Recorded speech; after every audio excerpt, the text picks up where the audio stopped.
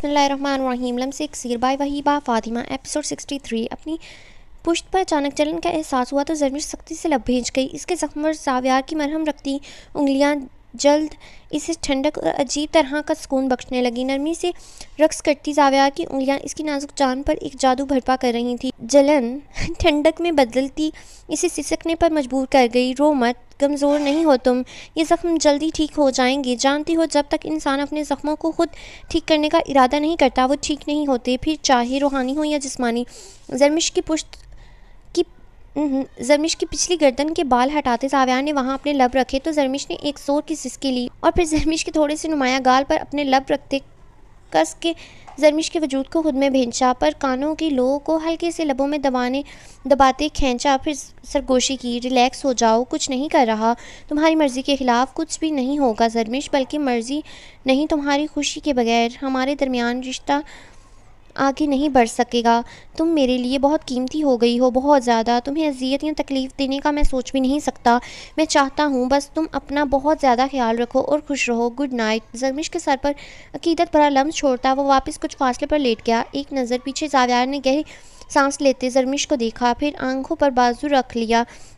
اس لڑکی سے نظریں چرانا یا منہ پھیرنا مشکل ترین امر تھا، لیکن ذہنی تسکین محبت کے بغیر کھوکھلے وجود کے حصول سے ملتی ہوتی تو شاید وہ اپنا حق استعمال کر لیتا، پر اسے زرمش میں وہی محبت اور رغبت، وہی خوشی چاہیے تھی جو وہ اس کے لیے محسوس کرتا تھا۔ ایک خود سے بیزار و بیگانہ وجود کبھی اسے سکون نہیں دے سکتا تھا۔ لیمپ آف کر کے لیٹے کچھ ہی دیر گزری تھی کہ اسے زرمش کی ہچکیوں کی آواز سنائی دی۔ وہ بری طرح چونکا، اب تو وہ پیچھے ہٹ گیا تھا۔ وہ پھر کیوں رو رہی تھی؟ فوراً لیمپ آن کیا اور کچھ بلند ہو کر زرمش کو دیکھا۔ اس کا وجود ہولے ہولے لرز رہا تھا، وہ فکر مند ہوا تھا۔ زرمش، زاویار نے پکارتے اس کے کندھے پر ہاتھ رکھا تھا۔ چند لمحے زرمش کا وجود ساکت محسوس ہوا، لیکن پھر اچانک وہ پلٹی تھی اور زاویار کے سینے میں اپنا منہ پوری شدت سے چھپایا تھا۔ یہ سب اتنی اچانک ہوا تھا کہ زاویار خان زادہ خود بھی پتھر ہو گیا تھا۔ اسے کہاں امید تھی کہ وہ یوں اس کی باہوں میں آ سمائے گی؟ وہ تو منتظر تھا کہ اس کے ہاتھ جھٹکنے کا۔ زاویار نے اپنے ہاتھ اس کی کمر پر لپیٹتے اس کے اور اپنے درمیان موجود باقی کی دوریاں سمیٹتے اپنے بے حد قریب کر لیا۔ اس کے بالوں پر اپنے لب رکھتے آہستہ آہستہ اس کی پیٹھ رب کرنے لگا۔ آپ کو پتہ ہے میری ماں کون تھی؟ رونے کے درمیان وہ انتہائی قرب سے پوچھ رہی تھی۔ وہ پل بھر کو چونکا، پھر لب بھینچ کر سمجھ گیا کہ اس لمحے وہ بری طرح خود اذیتی کا شکار ہے۔ زاویار خاموش رہا۔ اگر آواز نکالتا تو وہ ہوش میں آ جاتی اور پھر اس سے دور ہو جاتی۔ میری ماں ایک طوائف تھی۔ اس کی بات پر زاویار کا اس کی پیٹھ پر چلتا ہاتھ رکا۔ چند ثانیے کے لیے دماغ بالکل الجھ گیا۔ انہوں نے میری غریب باپ سے محبت کی، شادی کی، لیکن پھر غربت برداشت نہیں ہوئی۔ اپنی وہ آرام دہ غلیظ زندگی یاد کر کے انہیں سب برا لگنے لگا اور پھر وہ مجھے میرے باپ کے پاس پھینک کر واپس اسی کوٹھے پر چلی گئیں۔ یہ کہتے ساتھ اس نے ہچکیاں لیتے زاویار کی شرٹ مٹھیوں میں دبوچ لی، یوں جیسے اس حقیقت کے ادراک کے بعد وہ محبوب شخص اس سے دوری قائم کرتے اس کی قربت سے دور ہو جائے گا، جبکہ زاویار بالکل خاموش تھا۔ اس کے ہاتھ ایک مرتبہ پھر زرمش کی کمر پر حرکت کرنے لگے۔ وہ مجھے کیوں چھوڑ کر گئیں؟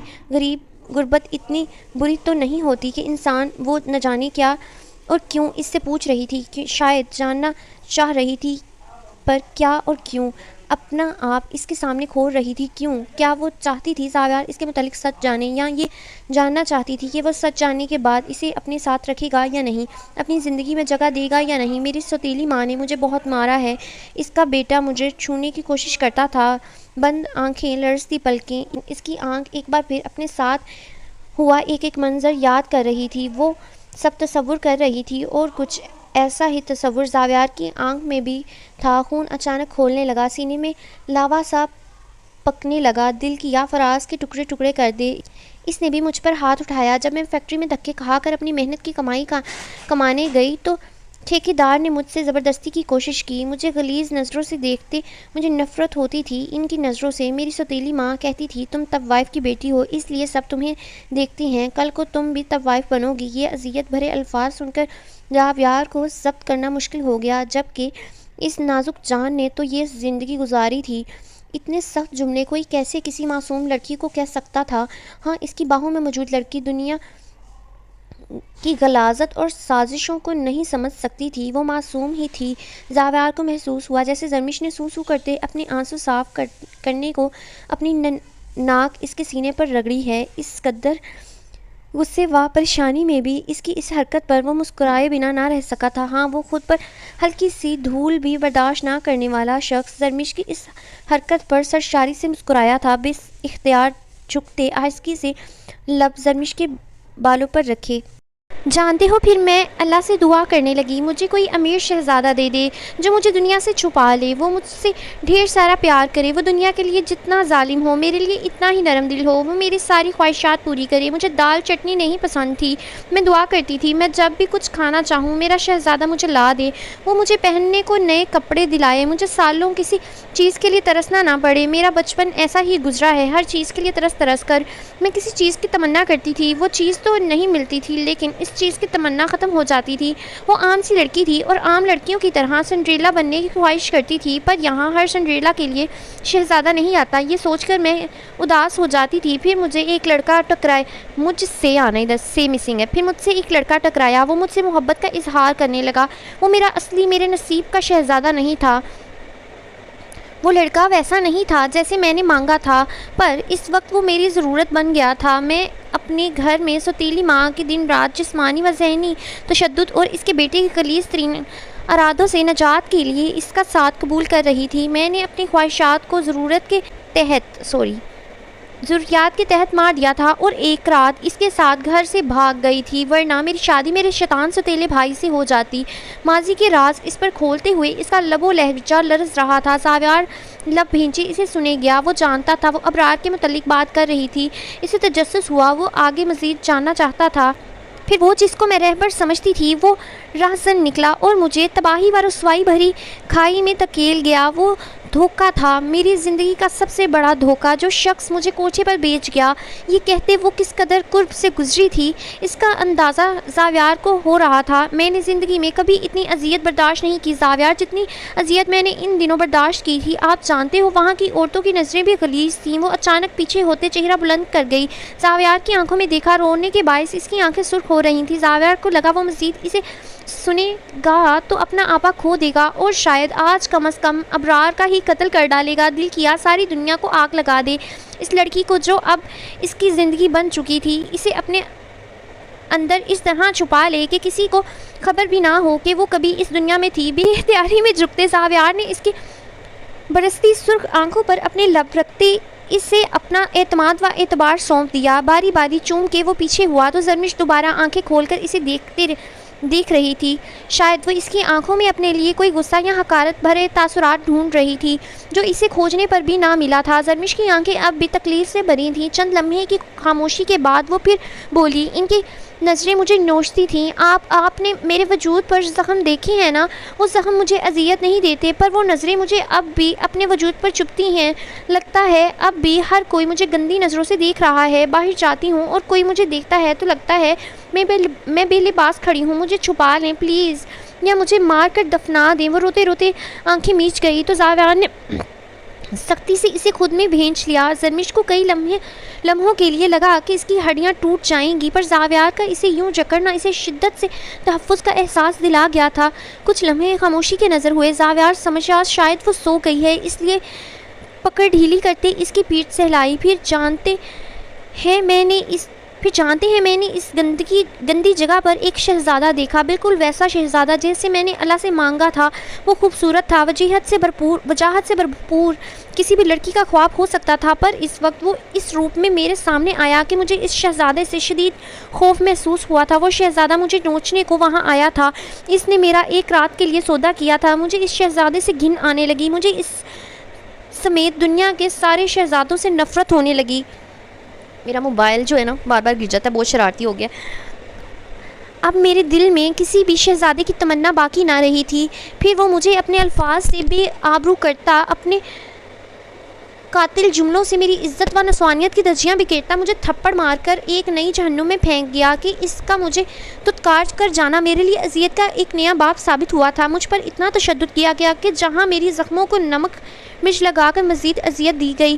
شاید کسی مجرم کے ساتھ بھی وہ سلوک نہیں ہوتا ویسا میرے ساتھ ہوا کہ درندگی کی ہر حد پار کر دی گئی، اور وہ آپ تھے ساویار خانزادہ۔ مجھے خود سے اپنی زندگی سے نفرت ہونے لگ گئی تھی، پر میں ہاری نہیں تھی۔ میں نے خودکشی کی کوشش نہیں کی، کیونکہ خودکشی کی کوشش تو وہ کرتا ہے نا جس کے پاس اللہ نہیں ہوتا، پر میرے پاس تو اللہ ہے نا، میری مددگار۔ پھر میں نے صبر کیا، اور پھر ایک دن برہان دل شیر نے مجھے خرید لیا۔ اس نے میری آزادی کی قیمت ایک رات لگائی۔ اس نے مجھے ذہنی ٹارچر کیا، ایک نئے خوف میں مبتلا کیا، پر آزادی کے خوف میں اپنی ساری زندگی کی پونجی اسے نہیں دے سکتی تھی۔ میں نے برہان دل شیر کو زخمی کر دیا اور وہاں سے فرار ہو گئی۔ زرمش آنکھیں موند چکی تھی، جبکہ زاویار نے بھی افسوس سے آنکھیں بند کی تھیں۔ اسے علم نہیں تھا برہان اس سے ایسا سلوک کرے گا۔ پھر میں وہاں سے بھاگ کر اپنے محلے پہنچی، وہاں دوست کے گھر پناہ لی۔ جب یہ بات میری ستیلی ماں کو معلوم ہوئی تو اس نے میری ہر جگہ رسوائی کی، مجھے بدنام کر دیا۔ میری عزت پر احسان کرتے مجھے بہو بنانے کا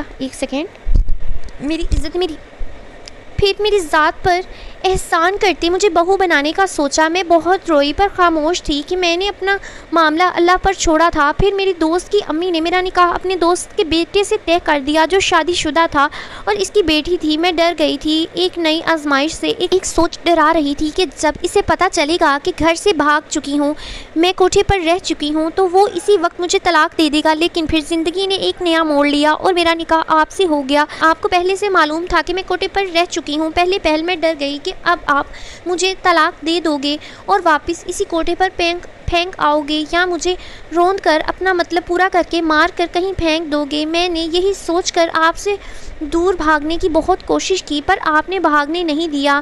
پر میرا خدا گواہ ہے، میں کسی اور کے لیے نہیں بھاگی۔ میرا اللہ گواہ ہے، میں پاک دامن ہوں۔ میرا اللہ شاہد ہے میرے حالات کا کہ میں بے بس تھی، پر میں نے بے بسی میں عزت کا سودا نہیں کیا۔ جو لڑکی اتنے سخت حالات میں اپنی عزت کا سودا نہیں کر سکتی، وہ آپ کے نکاح میں ہوتے ہوئے کیسے اپنی عزت داؤ پر لگا سکتی ہے؟ زاویار کے سینے سے اپنا چہرہ رگڑتے وہ نفی میں سر ہلانے لگی۔ وہ خاموش ہو چکی تھی، صرف کمرے میں سسکیاں گونج رہی تھیں۔ جب کمرے میں زاویار کی آواز گونجی، جس کے ساتھ تم بھاگی تھی، وہ ابرار تھا۔ زرمش کی سانس اٹکی تھی، بے اختیار سر اٹھاتے ساکت نظروں سے زاویار کو دیکھا۔ زاویار اسے ہی دیکھ رہا تھا۔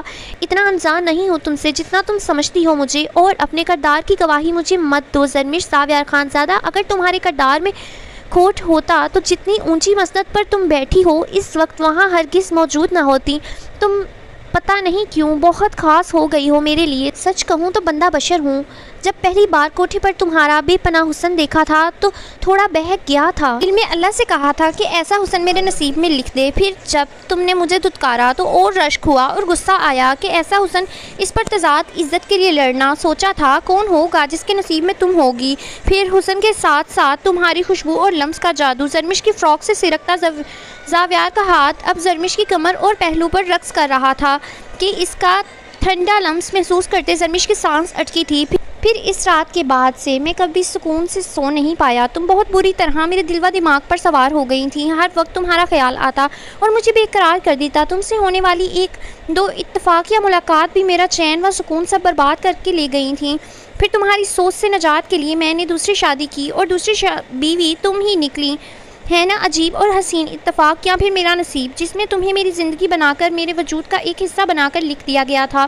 دلکشی سے مسکراتے زرمش کی آنکھوں میں دیکھا تو زرمش فوراً نظریں جھکا گئی، لیکن پھر تم نے مجھے غصہ دلایا۔ تم گھر سے بھاگی اور نہ چاہنے کے باوجود میں نے تم پر ہاتھ اٹھایا۔ گہری نظروں سے زرمش کو دیکھتا وہ بول رہا تھا۔ جب ایک پل کے لیے زرمش نے نظریں اٹھائیں، پر زاویار کے لہجے میں ایسی تپش تھی کہ وہ فوراً نظریں جھکا گئی، لیکن ہوش تب اڑے جب وہ کروٹ بدلتا اچانک اس پر حاوی ہوا۔ زرمش ساری باتیں بھول حواس باختہ سی اسے دیکھنے لگی۔ ساری باتیں ایک طرف، زرمش خانزادہ، پر کیا تمہیں معلوم ہے تم کتنی خوبصورت ہو؟ زاویار نے نہایت سنجیدگی سے پوچھا تو زرمش نفی میں سر ہلانے لگی۔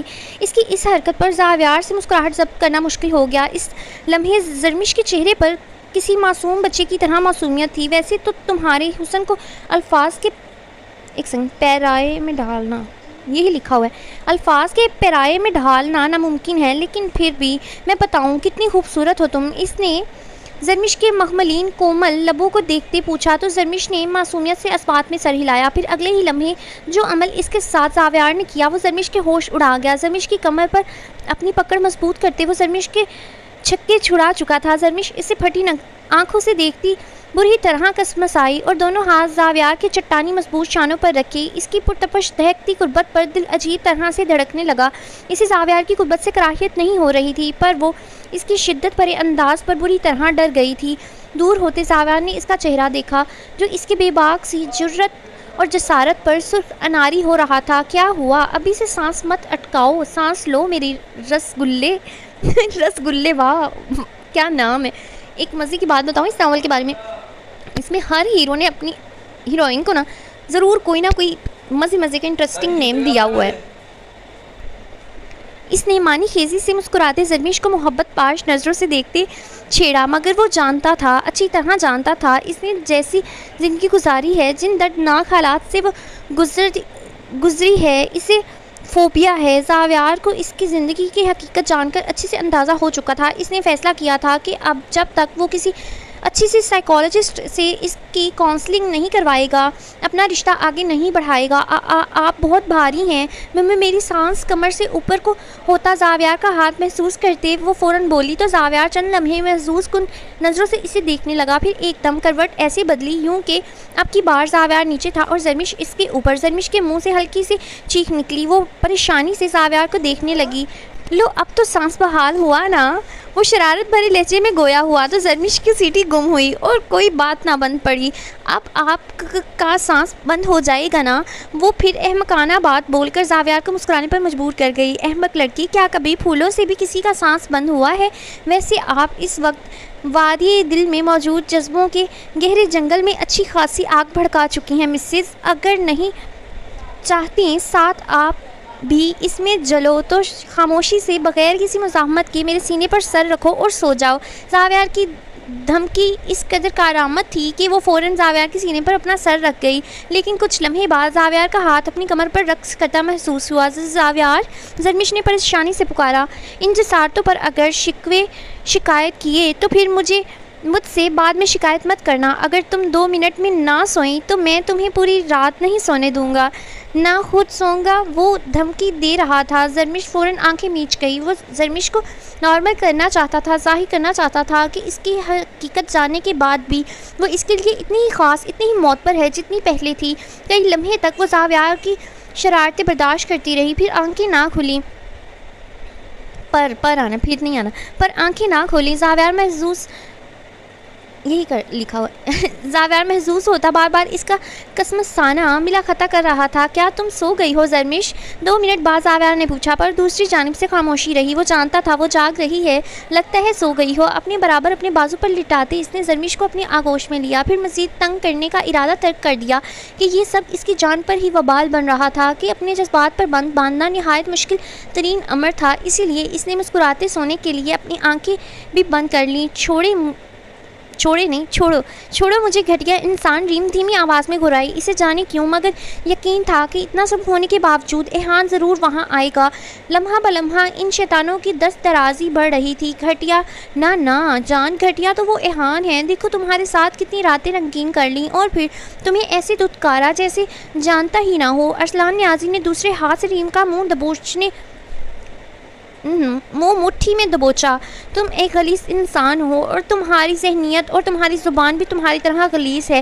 ریم کو پھنکاری۔ اس سے پہلے ارسلان کچھ کہتا کچن میں تیش و اشتعال سے پاگل ریم پھنکاری۔ اس سے پہلے ارسلان کچھ کہتا کچن میں تیش و اشتعال سے پاگل، ہاتھ میں ایک ڈنڈا لیے نعمان علی داخل ہوا۔ وہ چلاتا ہوا ارسلان نیازی کی جانب بڑھا تھا، لیکن اس سے پہلے ارسلان نیازی کے 2 چمچوں نے اسے دبوچ لیا تھا۔ ارے نعمان علی، تم ویسے کمال ہو یار، اب تمہاری آنکھ کھل گئی، لیکن روز جب تمہارا مالک اپنی رات حسین کرنے تمہاری بیٹی کے پاس آتا ہوگا تب تو گہری نیند سوتے ہوگے، ہے نا؟ اس کے غلیظ جملے ریم کا چہرہ خوف و وحشت سے سفید پڑ گیا، جبکہ نعمان علی کا دل کیا اس کی گردن اڑا دے۔ اپنی بکواس بند کرو اور چھوڑو میری بچی کو، نہیں تو میں تمہارا خون پی جاؤں گا حرام خور۔ نعمان علی غصے سے دہاڑا، پر تھا تو وہ بھی کمزور لاغر جان، ان لڑکوں میں سے کسی ایک کا مقابلہ بھی نہیں کر سکتا تھا۔ ابے یار، اس بڈھے کو ذرا کمرے میں لے جاؤ اور اس کے ہاتھ پاؤں کے ساتھ اس کا منہ بھی بند کر دو، مجھے آج بالکل بھی ڈسٹربنس نہیں چاہیے۔ اور اے بڈھے، تو بھی فکر مت کر، تیرے مالک سے زیادہ ہی قیمت ادا کروں گا تیری بچی کی، اور تم لوگ جب تک میں نہ کہوں اس بڈھے کے پاس رہنا۔ ریم کی کمر پر ہاتھ رکھتے وہ خباثت سے بولا۔ ریم بری طرح جٹپٹائی۔ نعمان علی کا منہ دبوچتے وہ دونوں ریم نے نعمان علی کو دوسرے کمرے میں لے گئے۔ جب ارسلان نیازی ریم کو کھینچتا اس کے بیڈ روم میں لایا۔ چھوڑو مجھے ارسلان نیازی، خبیث آدمی، میں نے تمہارا کیا بگاڑا ہے؟ وہ روتے ہوئے چیخ رہی تھی۔ کیا تم نے نہیں سنا؟ دشمن کا محبوب بھی دشمن ہوتا ہے جان من۔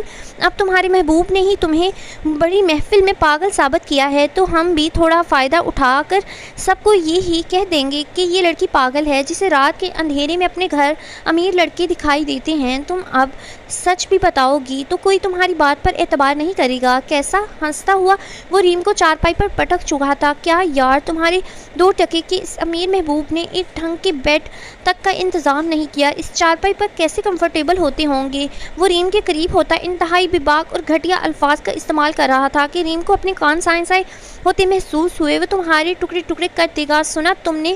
ریم بری طرح چلائی تو ارسلان نیازی کا چہرہ سرخ ہوا۔ ایک زوردار تھپڑ ریم کے گال پر رسید کیا۔ کیا کہا؟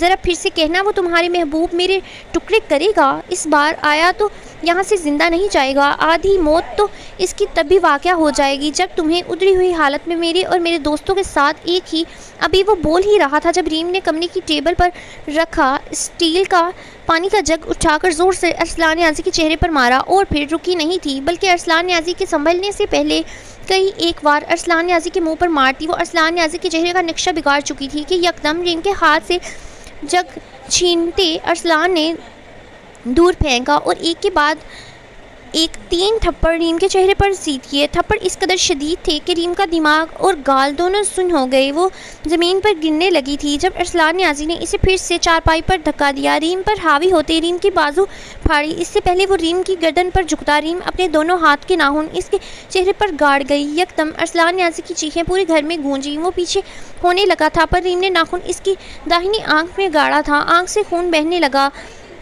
ارسلان نیازی چیختے ہوئے پیچھے ہوا۔ اسی لمحے ریم نے واپس اسٹیل کا جگ اٹھایا اور زور سے ارسلان نیازی کے سر پر مارا۔ ارسلان نیازی اپنی آنکھ پر ہاتھ رکھتے بمشکل ریم کو دیکھنے کی کوشش کر رہا تھا۔ اس کی جانب بڑھ رہا تھا جب بہت مشکل سے ایک کونے پر رکھا چاک کا آرٹیفیشل گملہ ہاتھ میں اٹھاتے ریم نے ارسلان نیازی کے سر پر مارا۔ اس بار وار بھاری اور شدید تھا، اس لیے ارسلان نیازی زمین پر ڈھیر ہوا تھا، لیکن پھر نظر دروازے پر کھڑے ان 2 مسٹنڈوں پر پڑی تو جان حلق میں آ گئی۔ جو پہلے زمین پر پڑے ارسلان نیازی کو اور پھر اس دہان پان سی لڑکی کو حیرت سے دیکھ رہے تھے، پھر اچانک غصے سے اس لڑکی کی جانب لپکے تھے، لیکن اس سے پہلے ہی گھر کا مین ڈور تقریباً دھاڑ سے کھلا تھا اور گارڈ تیزی سے اندر کی جانب بڑھے تھے۔ گارڈز نے کمرے میں گھس کر ان دونوں کو پکڑتے ہی بری طرح پھینٹنا شروع کر دیا تھا۔ ریم اپنی جگہ پر ساکت کھڑی تھی جب گارڈ کے درمیان سے ایہان اندر آیا تھا۔ نظر تیزی سے کمرے میں گھمائی تو نظر زمین پر بے سود پڑے ارسلان نیازی پر پڑی، پھر دوسری نظر بے تاثر کھڑی ریم پر جس کے ہونٹ کے کنارے پر خون لگا تھا۔ اس کے دگرگو حالت اور وہ ہلکی ہلکی کانپ رہی تھی۔ ایہان قدم بڑھاتے اس کے مقابل آیا تو وہ اب ایہان کو دیکھنے لگی۔ اس وقت ایہان کے تاثرات ایسے وحشت اور حیوانیت بھرے تھے جنہیں دیکھ کر ایک مرتبہ تو ریم بھی دہل گئی تھی، مگر جب وہ ارسلان سے نہیں ڈری تھی تو بھلا اس شخص سے کیوں ڈرتی کہ آج جو ہوا اس شخص کا ذمہ دار اس سب کا ذمہ دار صرف یہ شخص تھا۔ پہلے وہ اس کی زندگی میں شامل ہوا تو لوگ اس کے دشمن بن گئے، پھر وہ اس کی زندگی سے دور ہوا تو دشمن اس پر اود آئے۔ اس نے اسے بے عزت کیا تھا، لوگوں کے سامنے اسے جھوٹا ثابت کیا تھا، پاگل ثابت کیا تھا، اتنا پاگل کہ اس کے دشمن اس کا فائدہ اٹھانے اس کے گھر تک آن پہنچے تھے، اور ان کے ارادے تو وہ جان ہی چکی تھی۔ ایہان نے اشارہ کیا تو گارڈز بغیر ان کی جانب دیکھے ان گنڈوں کو گھسیٹتے باہر لے جا چکے تھے۔ وہ اب پوری طرح اس کی جانب متوجہ ہوا اور دروازے کے پیچھے بنی کنڈی سے اس کی چادر اتار کر اس کے سینے پر پھیلائی۔ ایہان نے انگلی بڑھاتے اس کے ہونٹ کے کنارے سے خون صاف کرنا چاہا تھا، لیکن ریم نے اس کے ہاتھ کو جھٹک دیا۔ پولیس کو بلا دیں، وہ محض لب بھینچ کر اتنا بول پائی تھی۔ پولیس کی ضرورت نہیں، میں ہینڈل کر لوں گا۔ ایہان نے اس کے سوجے گال کو دیکھتے لب بھینچتے، چہرہ لہو چھلکا رہا تھا اور آنکھیں وحشت و درندگی۔ تو پھر یہاں کیوں کھڑے ہیں؟ لے جائیں اپنے جیسوں کو جو رات کو شریف لڑکیوں کے گھروں میں چوری چھپے گھستے ہیں۔ وہ انتہائی سفاکیت سے ایہان کا موازنہ ارسلان نیازی سے کر گئی تھی۔ اس کی آنکھوں میں بلا کا غصہ تھا، پر اس کا جملہ ایہان کو یہی لکھا ہوا ہے آری کی آنی کی طرح لگا تھا، لیکن یہاں میں اسی طرح پڑھوں گی کہ ایحان کو آری کی طرح لگا تھا۔ ریم تم وہ حت المکان لہجے کو نرم رکھ کر کچھ کہنا چاہتا تھا، پر ریم نے ہاتھ بلند کر کے اسے روک دیا۔ وضاحتیں نہیں چاہیے مجھے، نہ چھوٹی جھوٹی آنا، ادھر لکھا ہوا ہے جھوٹی لکھا ہوا ہے، میں نے چھوٹی کہا ہے وضاحتیں نہیں چاہیے مجھے، نہ جھوٹی محبت کے لارے۔ الحمدللہ میرے بابا سے بہت محبت ملی ہے مجھے، ضرورت نہیں کسی تیسرے کی محبت کی، بلکہ جھوٹی محبت کی۔ وہ بول کر کمرے سے نکل گئی، تبھی ایحان وہیں پتھر بنا کھڑا رہ گیا تھا۔ وہ دوسری بار اسے جتا کر گئی تھی کہ محبت کی ضرورت اسے نہیں، ایحان کو تھی۔ محبتوں سے محروم وہ تھا تو کیا وہ ایحان کی جھولی میں اپنی محبت بطور احسان ڈال رہی تھی، یا بھیک سمجھ کر اس پر ترس کھا کر اسے محبت دے رہی تھی؟ یکدم ایحان کی گردن کی رگیں تن گئیں۔ یہ لڑکی اس مقام پر بھی اس سے نیچا دکھا رہی تھی۔ جتنے دن اس نے ایحان کو ویلیو دی تھی، وہ ایک لمحے میں اس کو بھیک بنا کر اپنی نیک نامی کر گئی تھی۔ پیچھے پلٹتے شدید غصے کے عالم میں ایحان نے ارسلان نیازی کے بے ہوش وجود کو لاتوں اور ٹھوکریں سے دھنک کر رکھ دیا تھا۔ پھر گارڈ کو ان سب کو گاڑی میں ڈالنے کا کہہ کر وہ خود بھی باہر نکلا تو نظر برآمدے میں کھڑی ریم اور نعمان علی پر پڑی۔ ریم نعمان علی کے سینے میں دبکی بری طرح کانپ رہی تھی۔ نعمان علی اسے دیکھتے ہی نگاہیں پھیر چکا تھا، جبکہ ریم سپاٹ نگاہوں سے اسے ہی دیکھ رہی تھی۔ ایحان گھر سے باہر نکلا تو کئی لوگوں کو دروازے پر کھڑا دیکھا، جو شاید گھر سے چیخ و پکار سن کر باہر نکلے تھے۔ گاڑی میں بیٹھتے ایحان نے گہری سانس خارج کی، پھر اسٹیئرنگ وہیل کو تھاما۔ لوٹنا تو تمہیں میرے پاس ہی ہے ریم، تمہیں صرف ایحان دل شیر کا ہونا ہے، پھر میں تمہیں اپنی محبت احسان میں دوں گا۔ میں تو یہاں صلح کرنا چاہتا تھا، پر تمہارے اندر اکڑ بہت ہے جو کہ مجھے برداشت نہیں۔ اپنی گاڑی اسٹارٹ کرتے وہ خود سے مخاطب ہوا۔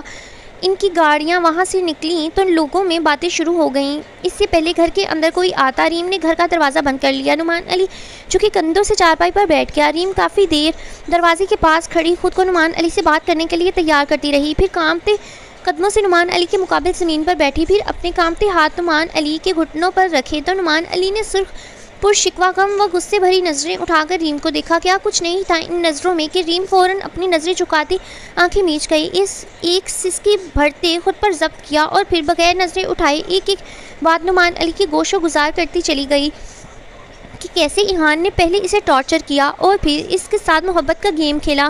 نعمان علی پتھر ہوتا سنتا گیا، وہ کیسے بیٹی سے شکوہ کرتا، جبکہ وہ تو خود ایحان دل شیر پر آنکھ بند کر کے بھروسہ کرتا تھا، اور اس نے ایحان کی ریم میں دلچسپی محسوس بھی کی تھی، پر وہ جانتا تھا ایحان کردار کا کھرا ہے، اس کا کبھی کسی لڑکی سے تعلق نہیں رہا تھا۔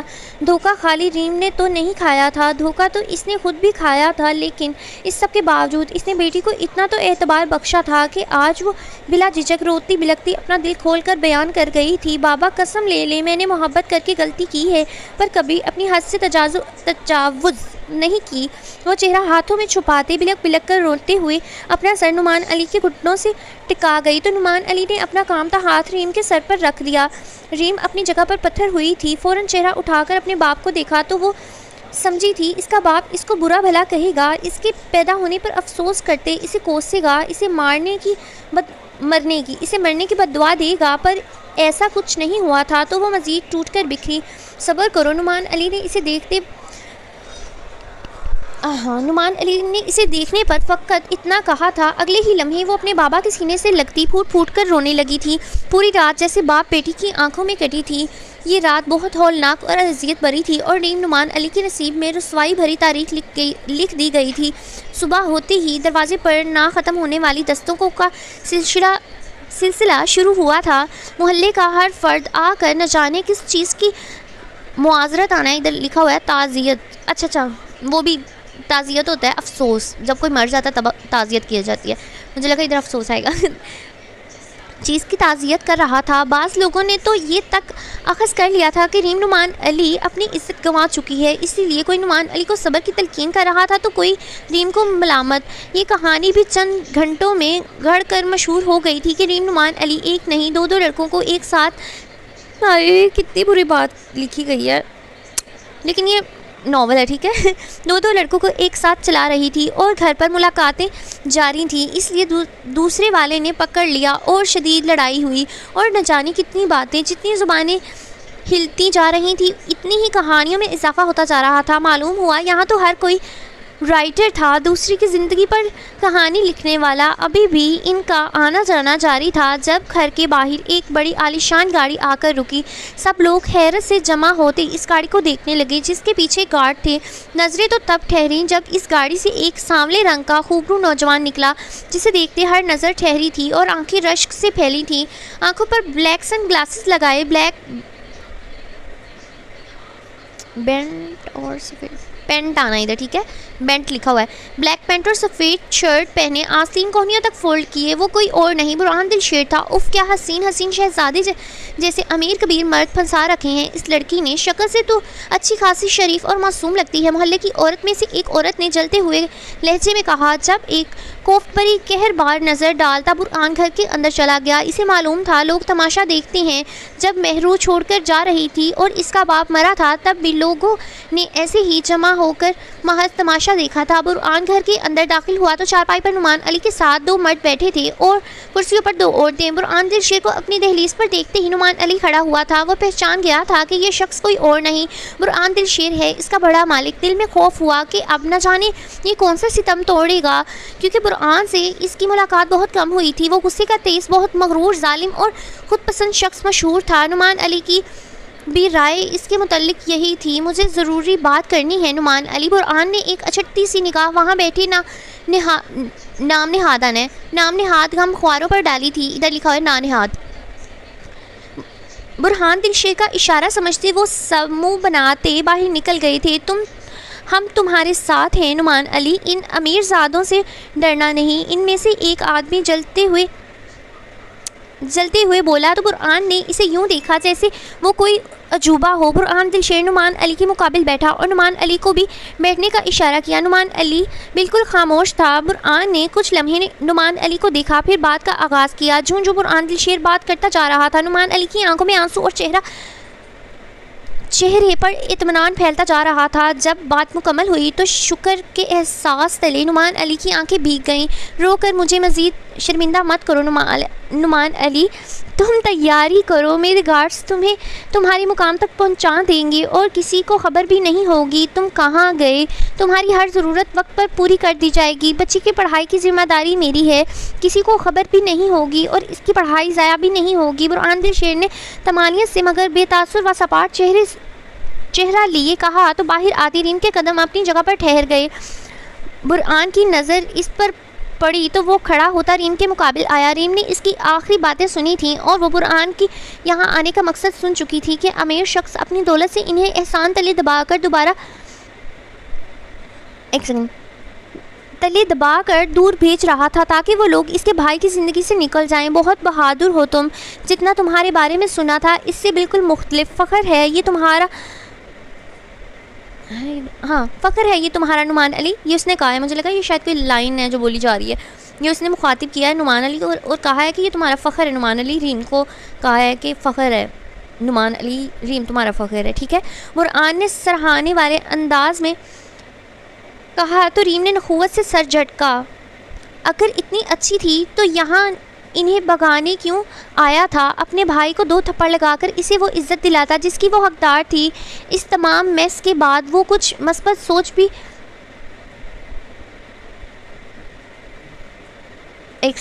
غلط لکھا ہوا ہے، ٹھیک ہے، ادھر پتہ نہیں کیا لکھا ہوا ہے۔ مثبت سوچ بھی نہیں سکتی تھی کہ دل میں غم و غصہ اور نفرت کا ایک طوفان سا مچل رہا تھا۔ برہان دل شیر نے اس کے سر پر ہاتھ رکھا تو ریم مٹھی بھیج گئی۔ یہاں سے جانے سے پہلے میں ایک بار ایہان دل شیر سے ملنا چاہتی ہوں بابا۔